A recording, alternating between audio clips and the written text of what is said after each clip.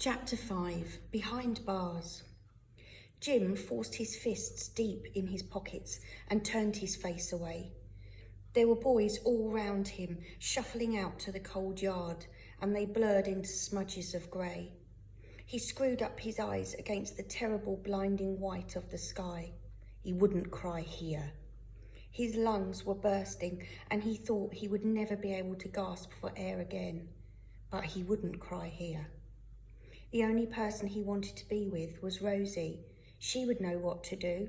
She would tell Emily and Lizzie, but there was no chance of being with Rosie. "I want to go home," he said. Joseph swung his head and spat. "Home?" he said. "What do you mean, home? What's this if it ain't home?" So, Jim thought, this is my home now? This huge building with iron bars at the window and iron railings outside.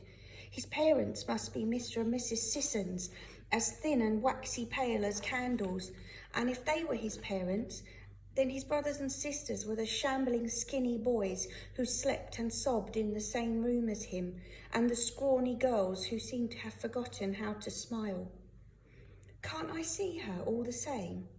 Joseph shook his head. "She was took into the dead house in the night and put on the pauper's cart before light sun. Speedy dispatch paupers get. No money for bells nor nothing like that, eh?" Jim went dumbly from room to room, as he was told, from the sleeping boxes to the yard, the refectory, the yard, and back to his box.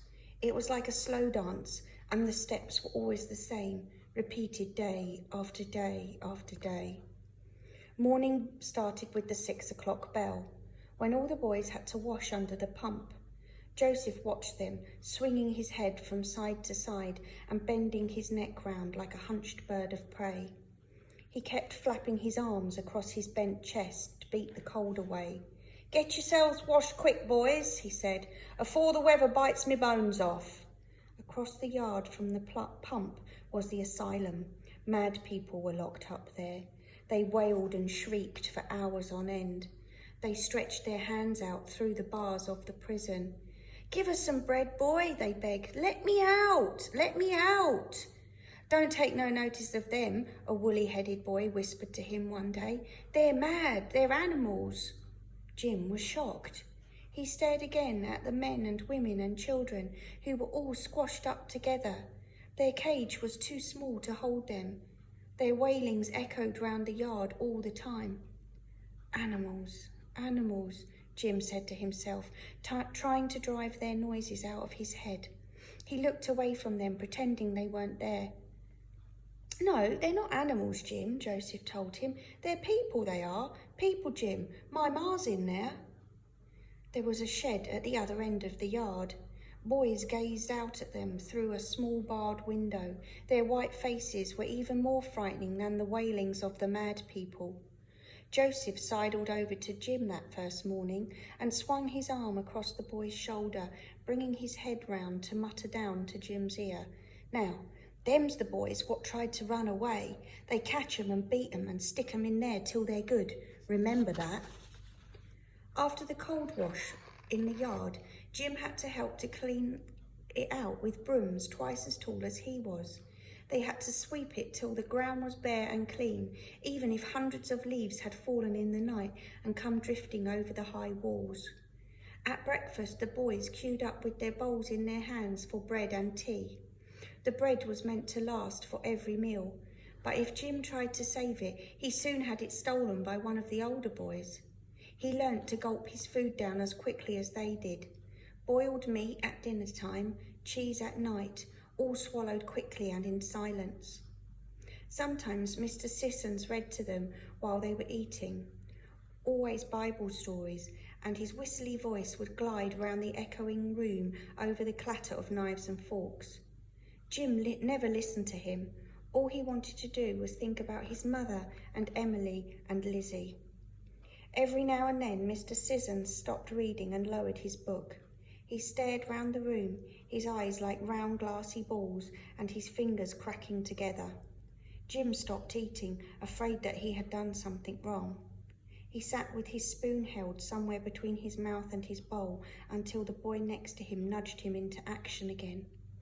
Mr. Sissons put down his book and jumped down. He came gliding down the aisles between the long tables like a thin black shadow.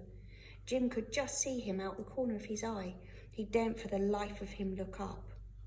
The master lunged out at one of the boys at random, pulling him away from his bench by the back of his collar and sending his bowl flying and the contents scattering across the faces and clothes of the other boys. "Misbehaving, were you?" he said, his voice as dry as a hissing swan's. "You can go to the trough and eat if you want to eat like an animal." And then the boy crouched on his hands and knees and was made to eat the food off the floor without a fork or spoon. Sometimes there were half a dozen people on the floor eating, and usually it was just for Mr. Sissons' amusement. "Please don't let it be me, please don't let it be me," Jim said deep inside himself as Mr. Sissons glided past, and the air turned as cold as ice around him. Jim had no idea how long he'd been at the workhouse when he first thought of trying to escape. At first it seemed an impossible idea, as impossible as making the pump into the yard turn into a tree and blaze out with leaves and blossoms. He remembered the runaway boys locked up in the shed in the yard for everyone to see. Even so, he had to try.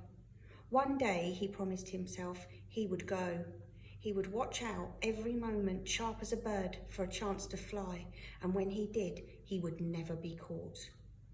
He was almost too afraid to allow himself to think about it, in case Mr. Sissons pounced inside his thoughts and strapped him to a chair and beat him as he beat other reckless boys.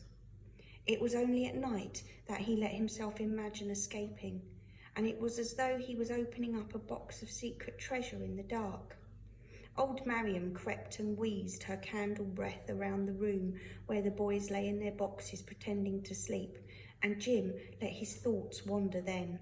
He would escape. He would run and run through the streets of London until he was a long, long way away from the workhouse. He would find a place that was safe, and he would call it home.